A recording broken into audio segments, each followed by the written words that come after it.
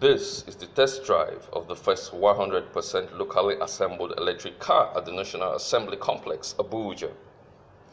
The test drive is sequel to the audit query raised by the Office of the Auditor General of the Federation on the activities of the National Automotive Design and Development Council, specifically on the utilization of the 2% and 35% levies on imported vehicles. Chairman, House Committee on Public Accounts, Oluwole Oke, expressed satisfaction over the invention as it is a new innovation in this part of the world. Okay, the DG brought this vehicle as an evidence. He appeared before the Committee on Public Accounts because the Auditor General raised a query on the activities of the agency. And then one thing led to the other. Agency, what is the source of your revenue? And they said it's from 2% and 35% on levy raised on importation of vehicles.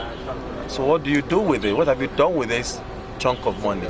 And this is evidence of where research and development has taken in. So the members resolved that, okay, Gani Yafiji, let's see what we've done with taxpayers' money. It's on that basis that we have him here today. This is a pleasurable drive, no noise, calm.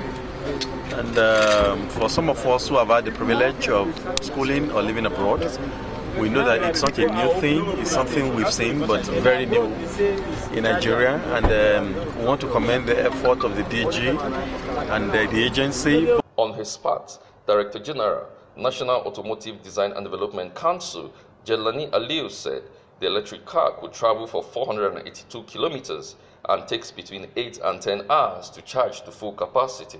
No emissions, no smoke, very quiet, and the electric engine has far less moving parts than the traditional petrol engine. So in our culture where we don't really like maintenance, this will go for hundreds of thousands of miles with no problem. What happened to the charging points? The charging point? Do we have in Nigeria? Well, the beauty about battling with electricity. Yes, the beauty about this one, Honorable, is that it charges. There, and this goes into any wall outlet that is good for AC or refrigerator. And the charges? 240 or 220 or 220, 230. Any normal outlet. So there's the inbuilt charger that comes with this vehicle. It takes about 8 to 9 hours. 8 to 9 hours to charge overnight. There's a fast charger that cuts it down by 50%. So in about 3 to 4 hours, you're fully charged. And there's an even super charger that'll bring it down to maybe 1 hour or less.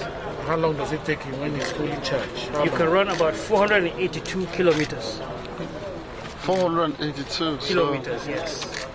And so if you are going to from here to Kano, if you are going to Osun from here, then you can't use it. Stop by, recharge it as you relax, as you enjoy. Or do they carry a pass my neighbor generator in the boot?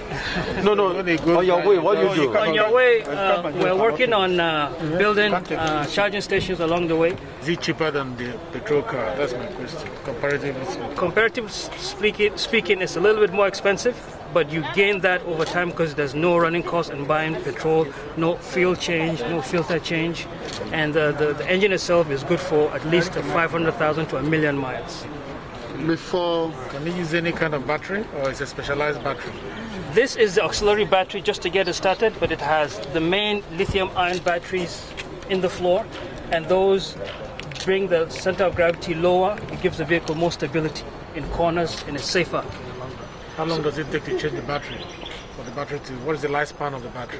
Well, the warranty is for at least 5 to 10 years. So that's just a warranty, meaning that the technology is made to last even longer than that. Is the battery made in Nigeria or imported? The battery is not yet made in Nigeria, but we're working towards more local content. That is why we're building 3 automotive industrial parks in Ede, in Kaduna, and in Inewi, so that we can promote local content production in the country. He also assured that the council is working on building charging stations along the federal highways and are also running 3 pilot programs with University of Nigeria, Nsukka, University of Lagos, and Usman Dan Fodio University. When you look at the way people buy vehicles around the world, it's never 100% down. all over the world in many countries, when you want to buy a new car, you put down a certain percentage and you pay over time. So we're working with 3 banks, Wema, Jaiz, and Zenith, to also provide single-digit financing for people to buy made in Nigeria or assembled in Nigeria vehicles. So you put down just 10% and you pay over time. We believe that will enable many, many more Nigerians to afford vehicles such as this one and many more. Like Honorable Chairman mentioned, NADDC, our core mandate is to develop the automotive sector. We're creating a comprehensive ecosystem for that production of vehicles in Nigeria. We have manpower, skills development, and we all know how important skills development is to Nigeria. That will enable us to empower young Nigerians, make them self-sufficient, and take them off the streets. We're also into technology transfer. This vehicle, such as this one, will require charging stations. We're in collaboration with 3 universities, University of Lagos, University of Nigeria, Nsukka, and University of Smart Afford University, Sokoto, to do an electric vehicle charging station pilot program, understand the challenges, opportunities, help with technology transfer, and then bring in even more private sector to expand those services. So this is to show that the NAIDP is working in Nigeria. Yes, we have a long way to go, but we're very honored and excited to have the support of the National Assembly in promoting our objectives. I always like to say that Nigeria, the world is in a race on the backs of eagles. Nigeria cannot afford to be in that race on the backs of anything less, neither a falcon nor a hawk. We have to run as fast as any other country. And this is testament that Nigeria and its leadership at all levels is ready to support advanced technology. We're very proud, excited. Some of the federal lawmakers expressed their opinion about the new innovation. The world over, we are faced with environmental challenges, and we are signatories to the Paris Convention. We need to be able to follow it up with actions. And yes, there's a transition in the energy sector, going from oil and gas to other alternative sources of energy, and this is one of it.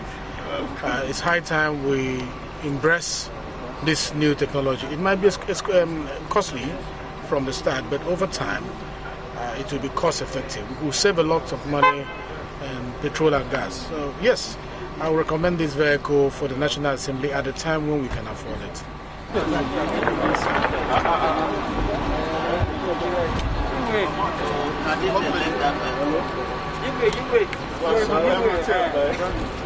Emmanuel Unu, News 24 International.